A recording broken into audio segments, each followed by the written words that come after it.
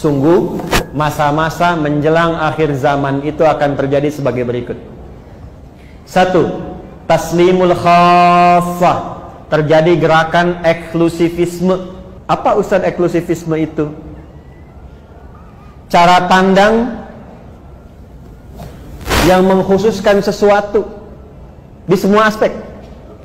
Jadi kalau bergaul sama golongan ini aja, yang itu nggak bisa berbaur. Kalau mengaji, khusus ini aja, nggak bisa campur dengan yang lain. Bahkan untuk memberi salam pun, pada golongannya aja, yang bukan golongannya, tidak disalami. Itu kata Nabi. Sekalipun dia sama-sama muslimah. Assalamualaikum ukhti. Apa ya? Ibu kan masih bid'ah. Hah? Jadi yang dulunya afsus salam kepada siapapun tebarkan rahmat, kasih sayang, salam. Ibu dulu kan kalau bertemu masih assalamualaikum ya. Temu saya di Timur Tengah itu masuk angkot aja assalamualaikum. Ya. Assalamualaikum. Waalaikumsalam. Kalau sekarang kan masuk angkot assalamualaikum bawa kotak kan. Nah, ini akan terjadi gerakan-gerakan yang terbatas kata Nabi. Dekat-dekat akhir masa itu sudah nggak kenal lagi silaturahim yang luas, mulai terputus. Kemudian yang kedua apa? Ini yang terkait dengan penjelasannya. Fusyuwat tijarah. Sudah mulai menyebar berbagai jenis jual beli, transaksi jual beli. Di kata Nabi, semua jenis perdagangan jual beli itu ragamnya udah banyak. Sampai-sampai di hadis lain taqarrubul aswaq, mengakses, cara mengakses dagangan itu jadi lebih mudah. Sekarang terjadi tidak? Dulu ibu kalau mau ke Kosambi naik angkot ya, naik ojek jalan, dapat di situ pulang kan? Sekarang keluarkan handphone, klik datang sendiri ya. Terjadi belum? Sudah terjadi? Dan sekarang luar biasanya ragamnya jadi banyak ya pilihannya. Klik makanan banyak semua pilihan.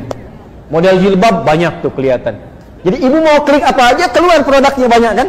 Di satu segmen itu banyak ragam. Kata Nabi mendekat kepada akhir zaman itu akan terjadi ragam banyak sekali dalam konteks kehidupan ekonomi. Dagangan modelnya banyak, satu menu bisa banyak. Ibu kalau keluar saya tuh bingung tuh, sate aja sekarang banyak. Sate A, sate B, sate C, sate ini ya. Kemarin mau kurban grade-nya aja banyak ya. Kurban grade A, kurban grade B, kurban grade C dan sebagainya. Ya, yang jadi persoalan apa? Sampai-sampai saking banyaknya peluang berdagang itu, istri ikut membantu suami hadir di dalamnya. Fatu'inul mar'atu zawjaha fit tijarati, itu hadisnya. Maka suami mulai melibatkan istri dalam bisnis, dalam dagangnya. Atau kadang-kadang istri inisiatif nyusul suami pengen sama-sama dagang. Terjadi nggak sekarang? Oh, kan? Kayaknya, Pak, Mama buka ini aja deh, gitu ya. Bapak ke kantor, Mama pengen buka ini. Salah tidak? Salah tidak? Sampai di sini hadisnya tidak menyoal. Ibu mau dagang, silahkan. Ibu mau berniaga, silahkan. Tapi yang jadi persoalan adalah ketika sudah mulai merasa sukses, baik dan seterusnya, istri naik posisi dan merasa melebihi suami, dan disitulah kemudian mengambil tanggung jawab nafkah dalam kehidupan rumah tangga. Muncul persoalan. Dampaknya apa? 1, mulai mengabaikan tugas pokok. Ini yang dimaksudkan. Akan terjadi masa menjelang kiamat saat perempuan ikut kepada aktivitasnya laki-laki. Maka yang terjadi apa? 1, pokok fitrahnya mulai berubah. Bu masih ingat tadi? Penciptaan dengan laki-laki sama sempurna tidak? Sama. Walaupun sama-sama sempurna, ada bagian yang beda tidak? Baik, laki-laki punya rahim tidak? Perempuan? Walaupun sama-sama wajah, laki-laki perempuan dah kelihatan beda atau sama? Beda. Saya kalau ngelihat Kang Ugi, oh ini udah pasti laki-laki, nggak mungkin perempuan, ya kan? Jadi kalau ibu keluar, udah pasti laki-laki nih, perempuan nih, kan? Baik, maka nanti kata Nabi akan ada tuntutan-tuntutan dari kejadian-kejadian menjelang akhir zaman yang memaksa perempuan ingin terlibat seperti laki-laki sehingga dia merubah tampilan-tampilan diri. Minimal ibu pakaian laki-laki dengan perempuan sama tidak? Akan muncul perempuan yang ingin bergaya seperti laki-laki. Pakaian. Laki-laki wajib menutup aurat? Laki-laki wajib menutup aurat? Perempuan wajib menutup aurat? Menutup aurat sama-sama. Laki-laki sama, perempuan sama. Tapi yang ditutup dan cara menutup kan beda. Jelas? Akan terjadi perempuan mengenakan pakaian perempuan tapi ingin seperti laki-laki. Ada sekarang? Ada sekarang? Bahkan beberapa tempat dibuat seragamnya sama kayak laki-laki kan? Yang paling menarik, boleh jadi sama-sama berjilbab tapi auratnya masih tampak. Jelas? Maka hati-hati. Kalau sudah masuk ke situasi itu, pertahankan Bu, ini healingnya. Jangan berpaling.